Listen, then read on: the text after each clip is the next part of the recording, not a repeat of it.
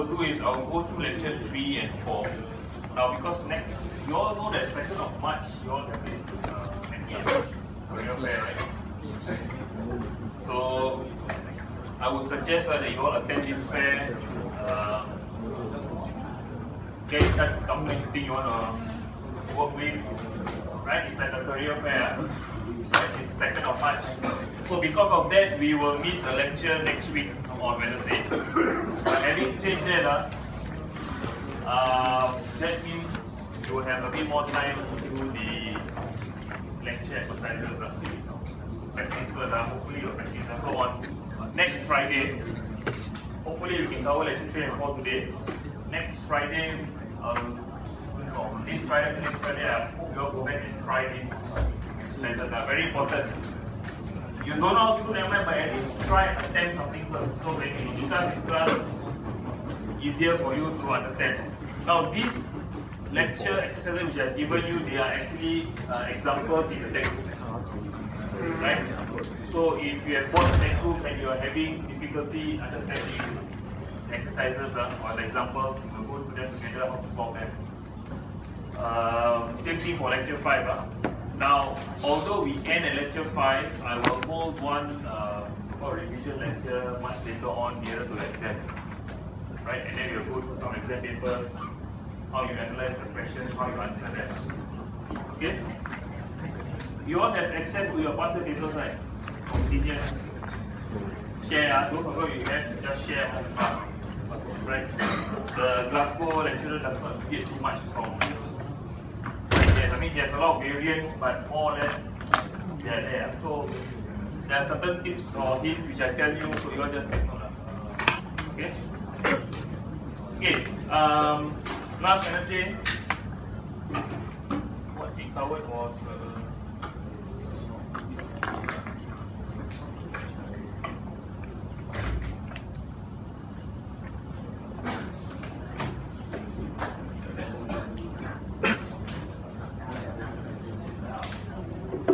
I covered a very important starting step for you to do your modeling, which is your frame, your so-called your coordinate frame.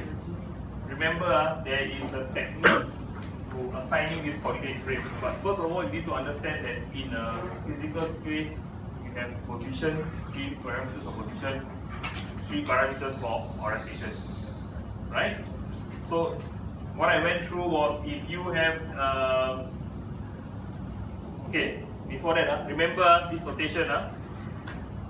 Column vector for n will represent the moved x-axis. Column vectors of O, you see these are for the moved y-axis, and those for A is for the moved z-axis. Remember, I emphasize moved. Okay? These are all fixed. What you see x, y, z here is fixed. But once this frame moves, x and n, that means n will represent the frame axis x as moved. Right? This is the corresponding axis there. So this is a convention you will see in your exam papers. Right? Again, depending on the examiner's mood, sometimes he will give you this entire matrix, or he will give you individual numbers. You just make sure that you remember to put it in this format. Right? NOA. First row will be your x elements, second row is your y, that will be the z. Remember this format. Okay. The other thing is frames move, right? So we have pure translation. That means your frame, there's no change in your axis. It means by right now, when this thing moves, this becomes your N, O, and A. But if you it's just pure translation, these axes are parallel. Right? They may not be in this format, they may be up here as well, but they are still parallel to each other. That's pure translation. Pure rotation means the origin does not change. Maybe the axis before and after, yes, they have an angle between them, but they will share the common origin. Right? These are very ideal cases. But what you see in reality or in robots is a combination of translation and rotation. That's why before we go into lecture 4, which tells you how to deal or how to come up with these matrices for translation and matrices for rotation, I will go through with you some of the key so-called underlying basic and consistent rotation matrices that you can use. Right? That's why I move on to, okay, this is when you have pure translation. Again, remember your transformation matrix is 4 by 4. Nothing more, nothing less. Right? Remember these 4 elements at the bottom row, 0, 0, 0, 1. At any point when you're doing your questions, these bottom stages, something is wrong with your calculation. Okay, it's like a reminder for you to take note, like a self-check. So if it's pure translation, there is no orientation. Remember that this transformation matrix consists of 2 components, the orientation matrix and the position vector. This is the position vector of the move origin, the frame, respect to the previous frame that you have. Okay, so the arrow points from the previous frame to the newly moved frame. This is what this represents. Right? Again, 1 because there is no gain or scaling. Right? You can say, I mean, if you want to refer it to control, you can call it gain, but it's scaling. Okay? Because your elements are rigid, it cannot stretch. Okay? That's a key fundamental assumption. Right? So what happens is, at every transformation there is a 4 by 4 transformation matrix. And something happens, then you will multiply this transformation matrix. Now, whether it's post multiply, pre multiply, I will go on by the next few slides. There are certain conditions you need to take note as well. So in the exam question, they may say, I may move respect to the fixed frame, then after that I move with respect to the moving frame. So you need to take note whether you need to pre-multiply or post-multiply these rotation matrices or transformation matrices. Okay. Now, if you have a position vector which is in your moving frame and your frame moves, what you need to do is just multiply or post multiply this column vector with a transformation matrix, and this will give you this PU that you see. It represents the vector with respect to the global frame or the previous frame that you had. Okay, so just take note. You'll be doing a lot of this kind of manipulation later on. Okay, now because rotation, okay, unlike translation X, Y, Z, it's straightforward, you can see. No matter how you move X, Y, Z, more or less, if you respect to the fixed frame, you will get to the same point. But rotation is a bit tricky. There is a sequence to rotation. Whether you rotate about X first, then Y, then Z, it results in different kind of orientations at the end. So because of that, people have created some form of methodology. So you just need to follow this consistent methodology and you will arrive at the right location consistently. Right? Which I will share in a while. But I want you to just bear in mind. But before that, what we have done is we have kind of decoupled this orientation and found out matrices just for rotation about each principal axis, which is either X, Y, or Z. So this is what I'm going to go through next. This is something there will not be in the formula sheet to take note of these equations, these matrices. Right? But there is a technique to remembering them. Now remember, I ended off last lecture with this. How many of you have tried to form this, get these equations? Okay. If you look at this diagram, Y and your Z are your global frame. They do not move fixed. What you have done is you are going to rotate about the x-axis, which is pointing out to the plane. Right? When you rotate by angle theta, remember, when you rotate just by the x-axis, not y, not z, that means your y-axis and your z-axis will rotate by the same angle of theta. So what you see is, after rotation, the green arrows are the moved frame. Right? But now we are just looking at the front view, and we are not bothered about the x components, because we know x components, if you rotate about that same axis, it doesn't move, right? X will remain the same. So what happens is this, now we have this particular point P. In both of the frames, it has some relative location, right? In the global frame, the X, Y, and Z, you can see point P is represented by PY and PZ. Okay? In your moved axis, right, your P is represented by P dot, which is from the origin to this point here, and PA, which is from this point to this point. Okay, so there are PX, PY, PZ, but because PX and PN, remember your move X axis is your N, we represent it with N symbols. So because you rotate about X axis, your PX equals to PN. That's straightforward. But what you need to find out is your what happens to my PY and PZ and what's their relationship with P0 and PA. I want to spend a bit more time deriving this so that once you understand how to do for one, you will have a clearer understanding of how to carry out this trigonometric manipulations. And once you understand this, you understand the forms, the matrix form that comes out. Then it will be easier for you to kind of remember it. Okay? So I'm going to go through this with you now.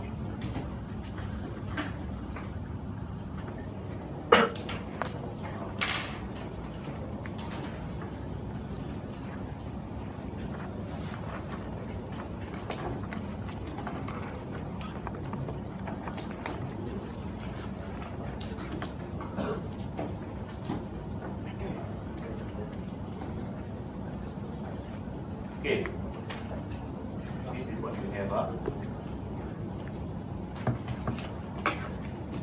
This is your Z, this is your Y, your global frame.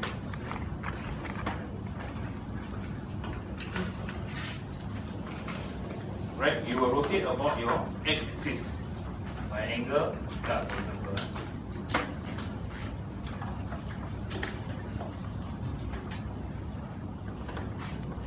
O and A. Right, this is the angle theta that you rotate.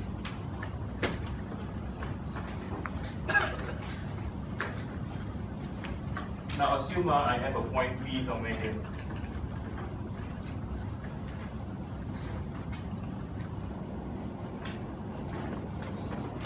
What I'm trying to do is this. My point P exists in the fixed frame and the moving frame. Right? In both frames there is a location for this point P. But what I'm trying to find out is a very generic matrix that will help me to find, let's say if I have any moving frame, right, which is on this frame that moves basically by a certain angle theta. How do I find the location of that point with respect to the global frame, the fixed frame? Z, Y, in the rate of B.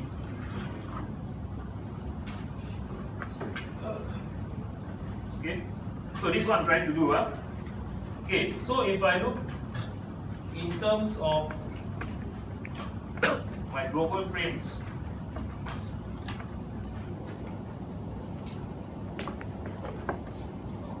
right?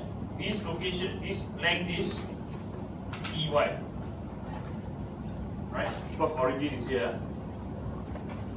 This location here will be EZ.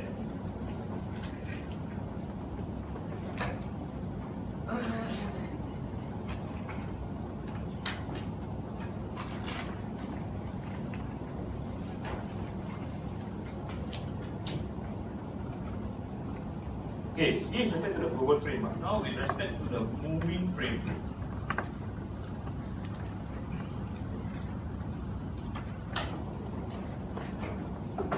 Right? Now this length that I see here, this will be, what is this value? EO. And this length here will be EA.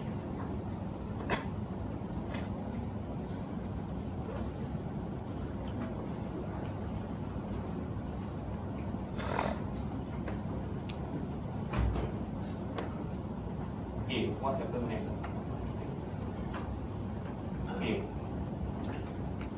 You will see that you will see a lot of right angle triangles in this.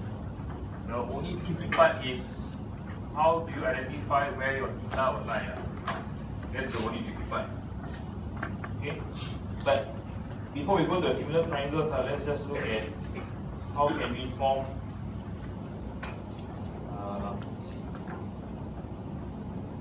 okay. You look these are my points on my moving frame. So I know certain length. I know from this black dot to the red dot, there's certain length PA. From this black dot to this red dot, it's P0 or PO. Okay. Okay. What I will do is this. There will be some value to this, which is we call it P1. There will be some value to this, which we call it P2. Same thing here. There will be some value which we call P3, P4.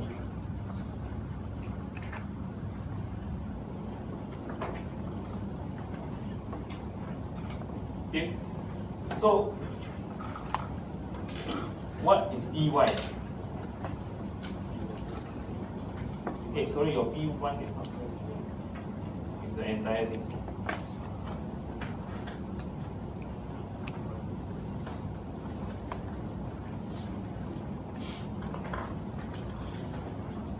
What is EY?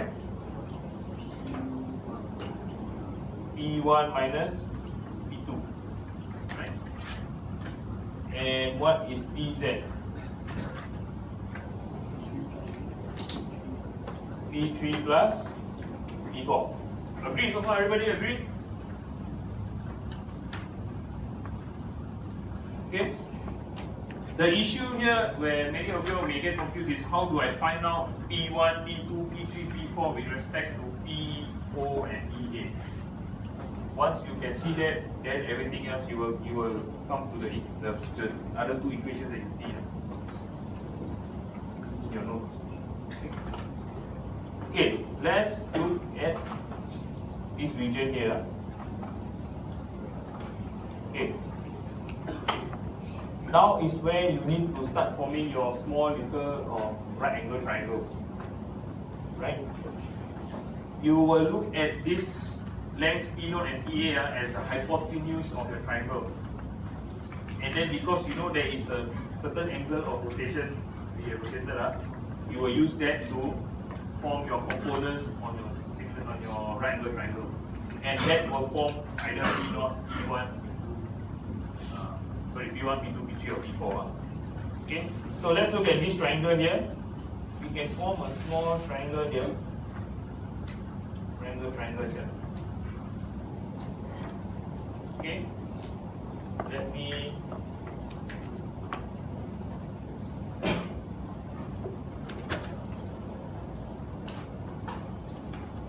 zoom out. It's your EA.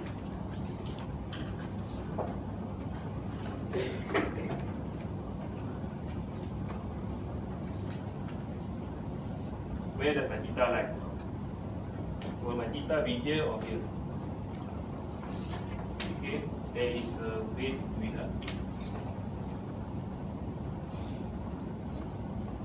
Yeah, let me just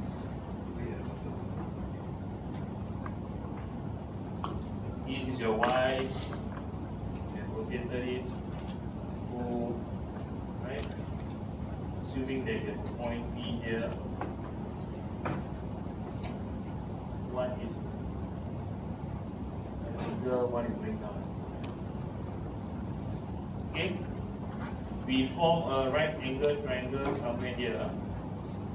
When we form the right angle triangle, this line is parallel to y-axis, right? So my theta is here. Alternate angle, that means my theta here will be theta as well.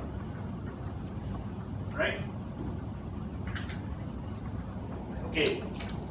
Do you notice this line and this line, they are perpendicular, right? Can I find out this angle? This is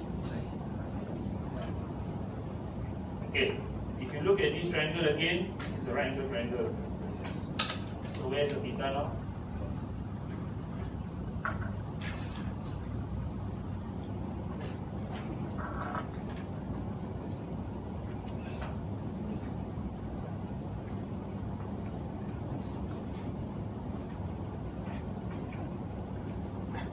So far, okay? Just have to be a bit patient to see how Trigo works. Okay, just take this down slightly. Okay, that means your theta is somewhere here. Okay, remember in your notes I gave you some trigonometric ratio. Remember the cos theta? Tangent is opposite over adjacent, sine is opposite over hypotenuse, right? Cosine is adjacent over hypotenuse. Huh? So what you need to do is this. So where is P2? This is P2, right? I know my angle here. So what is P2? PA sine or cosine theta? Sine, huh? Right? If you can't get this straight away, never mind. You just say sine theta equals to E2 over PA first.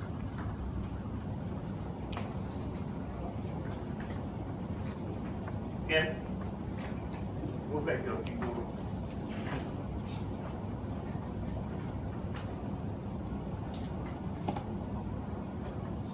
Sometimes the examiner may ask you this kind of questions. He may give you this and then say you derive this basic rotation matrix. So that's why I'm taking a bit of detailed steps to show you exactly what process I share with you to also follow something similar. Right? Now, I show you once. I suggest you all go back and try out for the. Okay, P1 is straightforward. P1 is this big triangle here. Not an issue. Okay. Now you go and try out. You need to focus on these for P4 and P3. Okay. P3 is also kind of straightforward because your P0 is this big triangle is for P3. It's your P4, which will be something similar to your P2. Okay.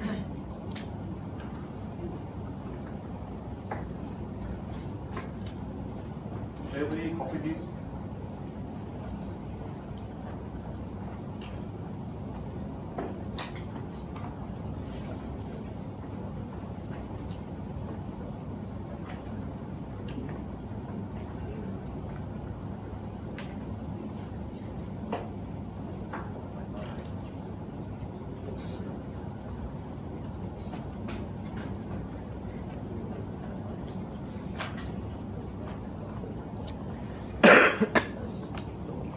Here.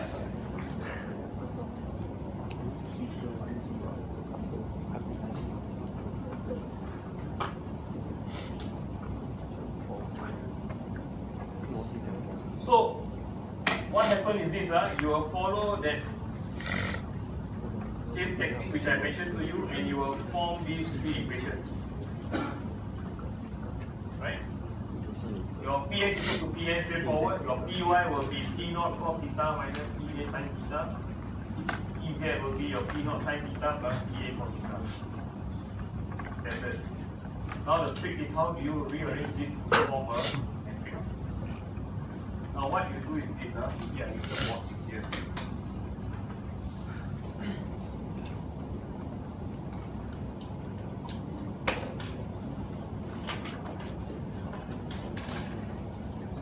Okay, your Px equals to n. Right? Now what we want to do is this, Px, Py, Pz equals to some matrix over here, and will be Pn, P4, Pa. Right? We want to find the relationship between these two. what is this matrix we are trying to find out? This is from these three equations, right? So all we need to do is this, you need to rearrange all your Pn. Okay, so when you have a Pn, Py here equals to something, Pz here equals to something. Arrange all your Pn values here, right?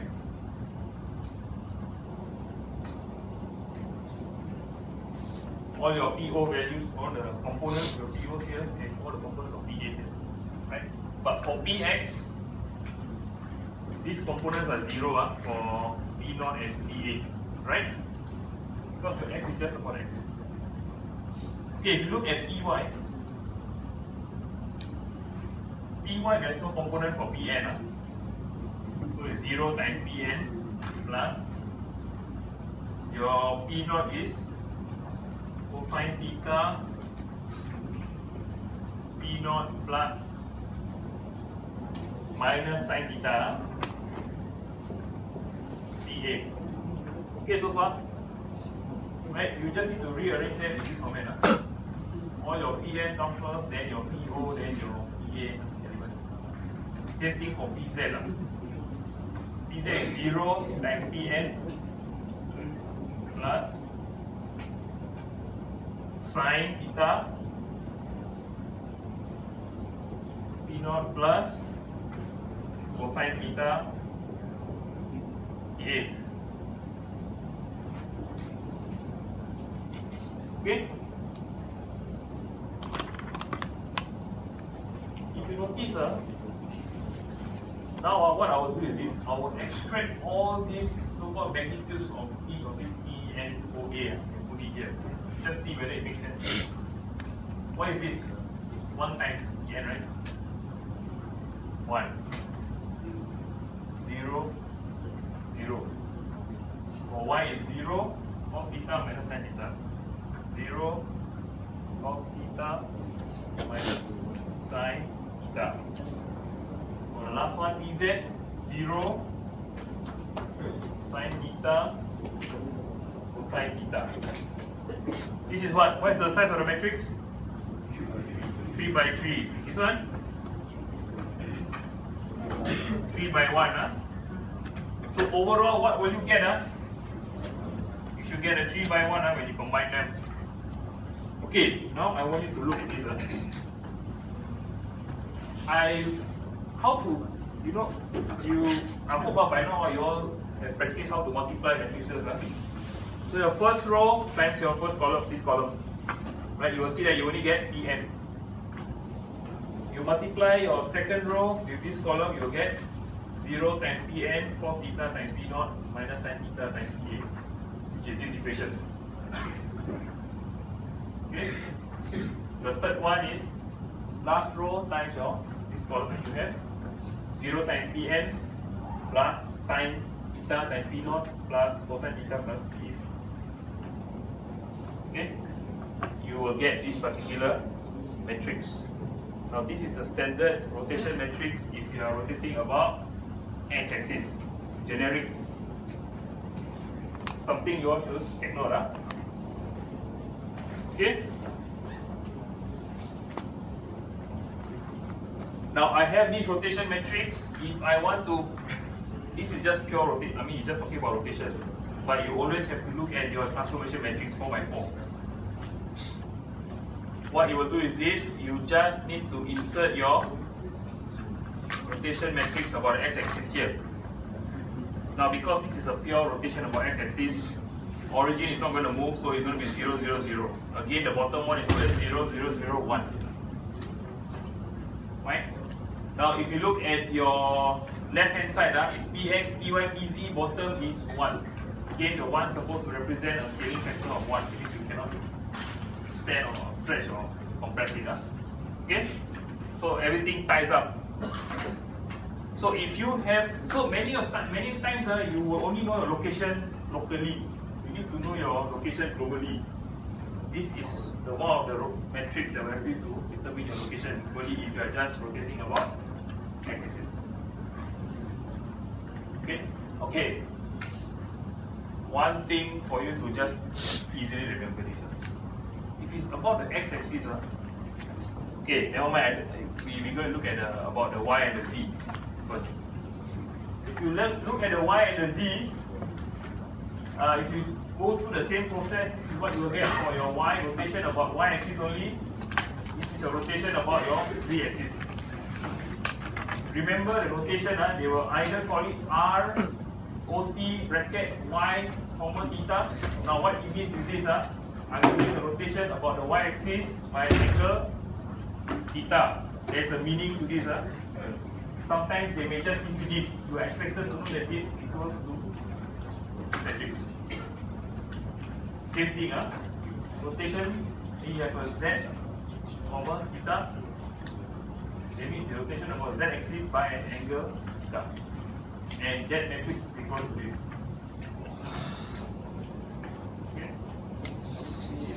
Okay.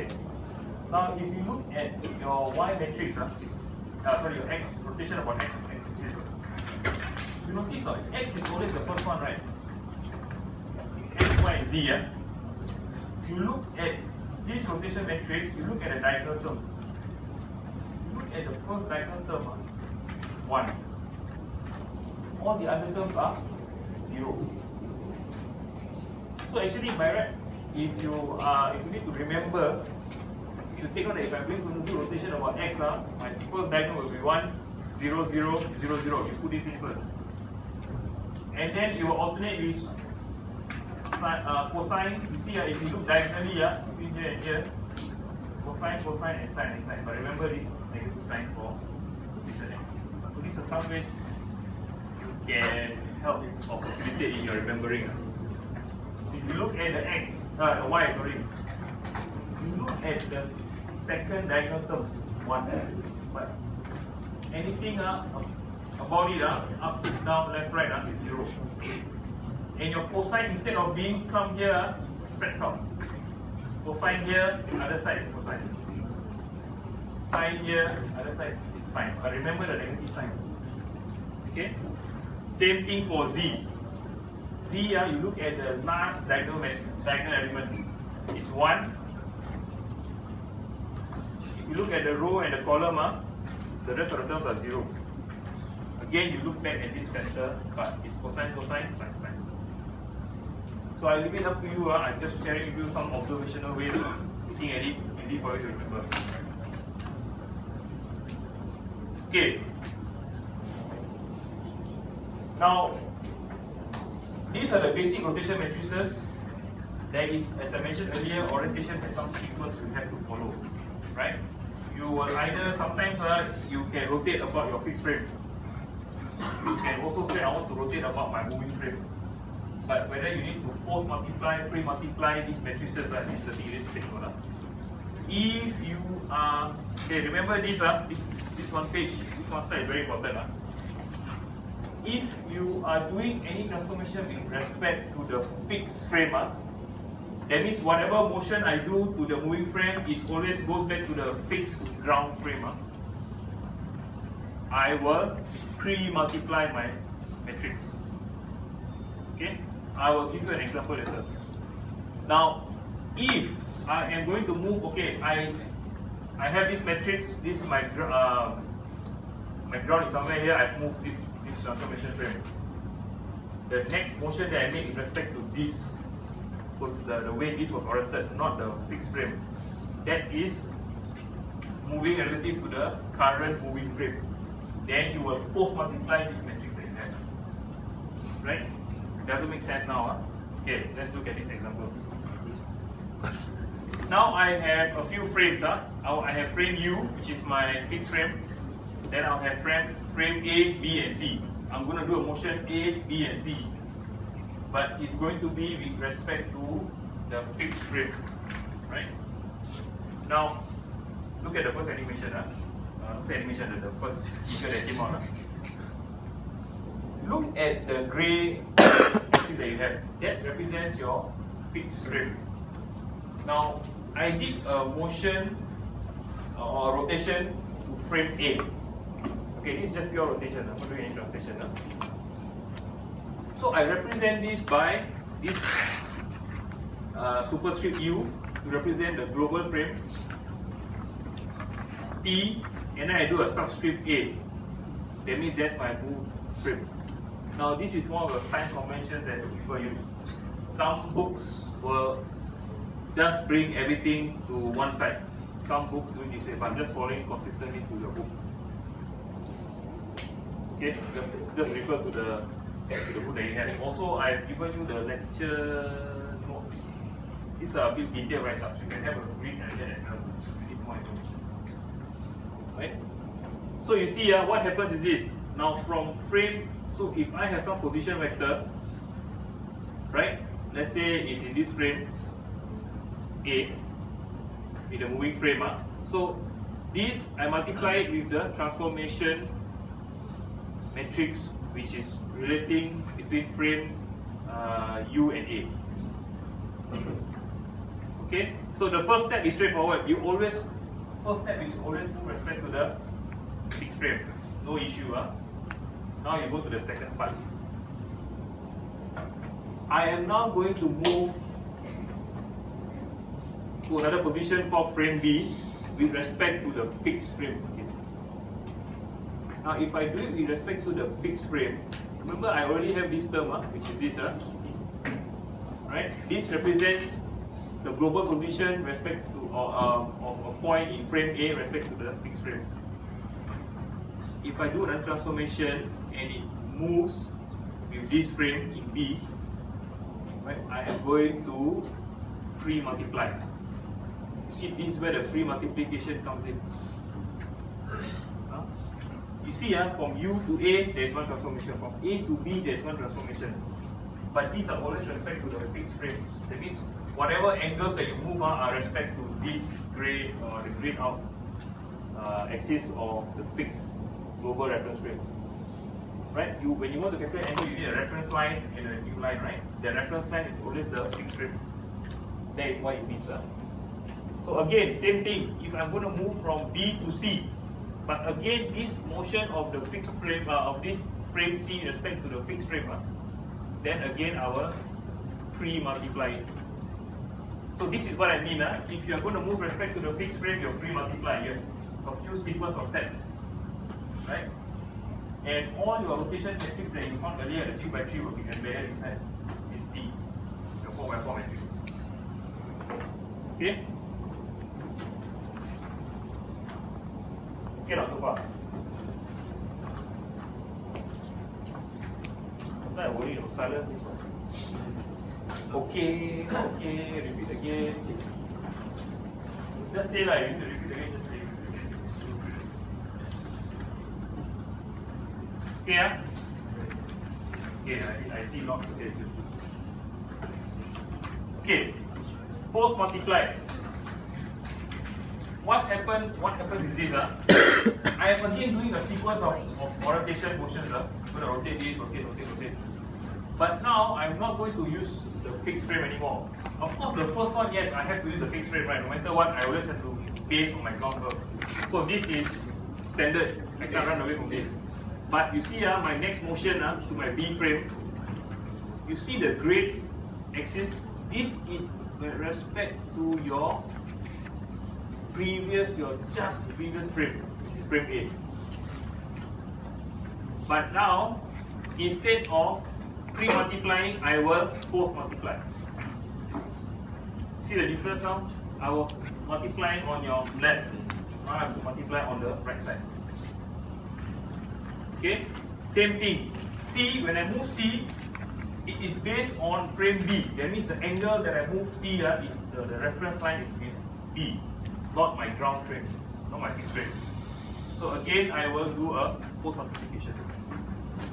Now in the questions can come out in a way that, this robot moves by x-axis by this, about a fixed frame, then after they can even play around. After that I start moving respect to the moving frame, then again go back to the fixed frame. So you just need to know, once they say I'm moving respect to the fixed frame, I will pre-multiply. It means you multiply on your left. Once they say I'm doing some transformation respect to the moving frame, then I will post-multiply or multiply on your right. Okay, just remember this. Okay? Okay, so this is a take home point for These few slides very important. They will play around with this sequence. If you're lucky, they will say everything moves with respect to the fixed frame or moving frame, but sometimes they can play around. Okay. Some properties of rotation matrices. Very important. Later you'll realize why. How many of y'all done an inverse of a matrix before? Inverse of a matrix. Sure or not? Easy enough. Right? It's painful if you don't have a calculator to do. Okay? But the good thing is there are some unique properties of this rotation matrix where you don't need to do that painful process. Okay. Rotation matrices are orthogonal. Okay, don't worry about this word orthogonal. Just a mathematical term. Right? What it basically means that all your three axes are perpendicular to each other. Now, because they're perpendicular to each other, a rotation matrix times is transpose. Transpose is when you flip your rows and columns each other. Transpose, you're familiar? Yeah. The animation also shows you that. Now, a rotation matrix you multiply with transpose, or a transpose of a rotation matrix multiplied by rotation matrix, you get unit vector. What that means is, if you need to find your inverse of a rotation matrix, just need to transpose your original rotation matrix. Done. That's it. Right? You will need to do all these things when you're doing your forward and inverse kinetics. Okay. And determinant of a rotation matrix is 1. Now, why I just to share for those who are curious, all your elements in your rotation matrix, if you find the magnitude, all of them are unit vectors. That is a magnitude equals to 1. Okay? So it consists of all these unit vectors in a rotation matrix, and when you find a determinant of this matrix, the determinant will be 1. Okay? Just to share, no need to be so concerned. The key thing I want you to remember is this. If you need to find the inverse of a rotation matrix, transpose it. That's it. Okay. Can you spend a few minutes to fill up this?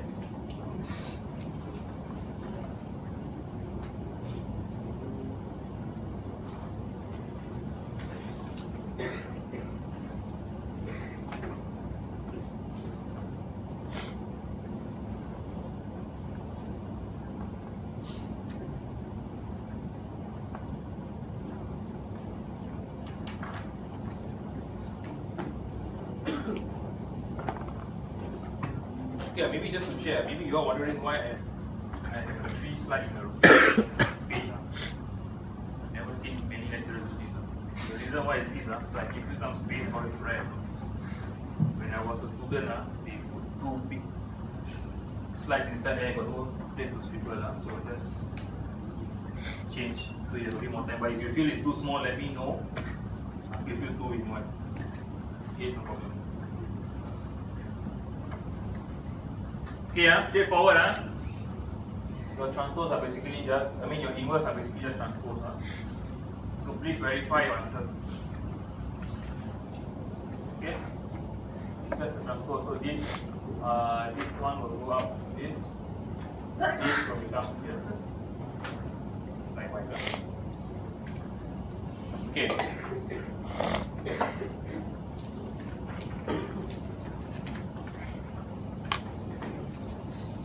I don't know whether to say it's a good news or bad news. Okay, let's say the bad news. The bad news is, if you look at a 4x4 transformation matrix, it doesn't work that way if you need to find the inverse of this transformation matrix. You can't simply just transpose. Now, why in the world would you need an inverse of a transformation matrix? Sometimes you are going from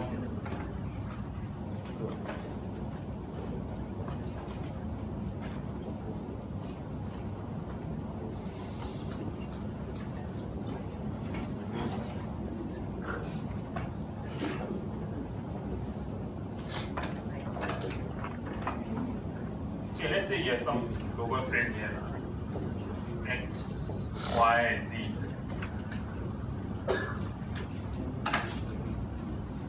some motion, some translation, some orientation, NOA. Right, from here to here. Let's say we call this frame U and frame A.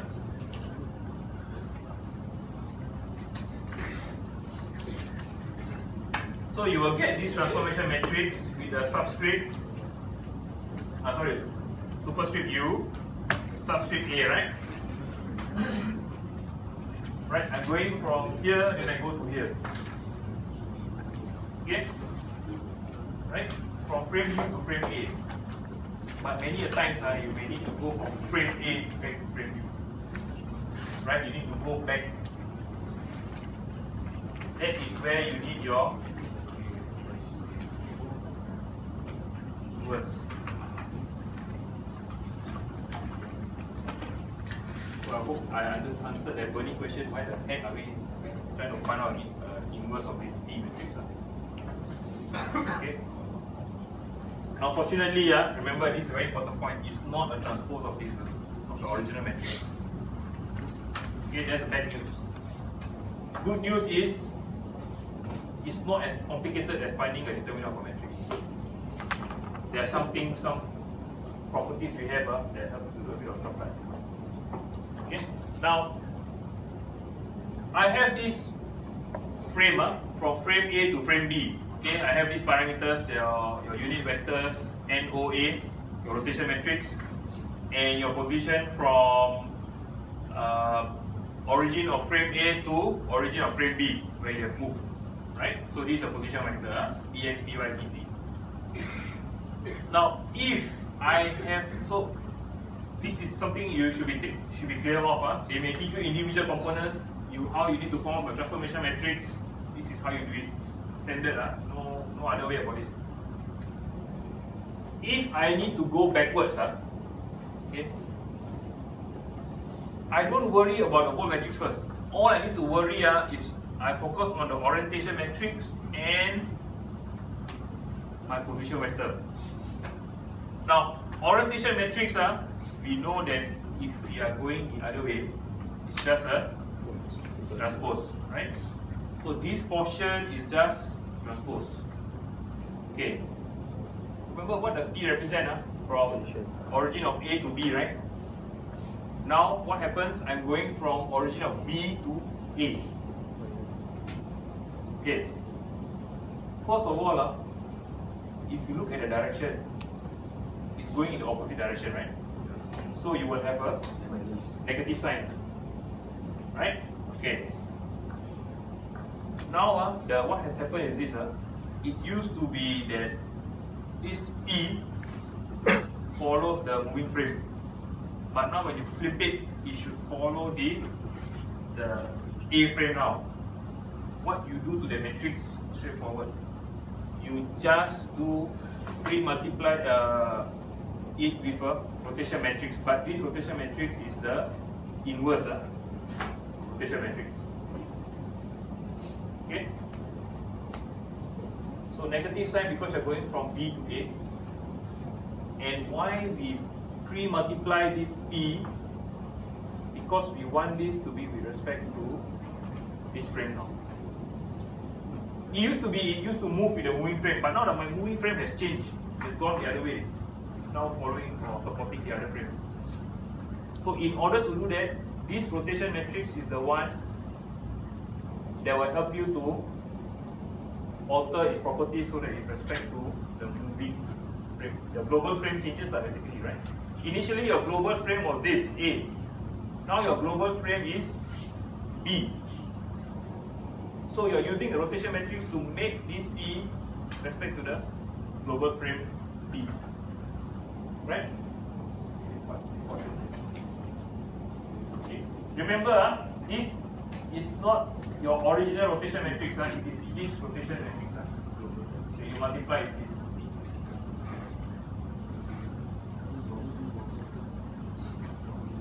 Okay?